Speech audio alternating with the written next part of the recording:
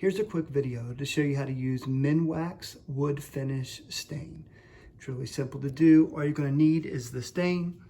You're going to need a rag or some staining pads like this. You're also going to need some gloves to protect your hands from getting stained as well.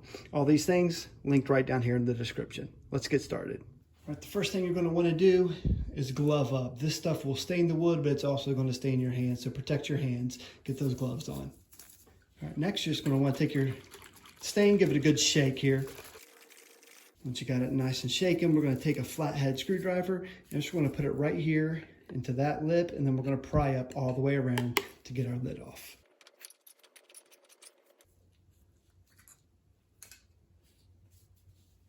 Now we're going to take a brush or a rag, or I actually like these stain pads. I got these linked down in the description. I think they make this process really easy. We're going to use this to apply the stain to the wood. How this works is we put the stain on, and then we're going to let it sit on the wood for about 5 to 15 minutes, depending on how much of the stain you want to show through. Once that time is up, we're going to take a clean rag and wipe down all the excess. As you're applying the stain, make sure you're going with the grain like this. And then you can see any of that excess that's kind of drippy. I'm just taking the bottom of this sponge, soaking it right up.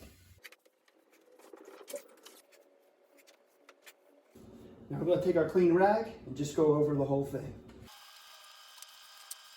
And that's how easy it is to use the Minwax Wood Finisher. It looks great. For best results, 4 hours after you get this thing stained, you're going to want to use the Minwax top coat. And what that's going to do is put a clear coat over the whole thing, seal it in, and it's going to protect this and keep it looking good for a long time. Hope you found this video helpful. If it was, go ahead and give it a thumbs up.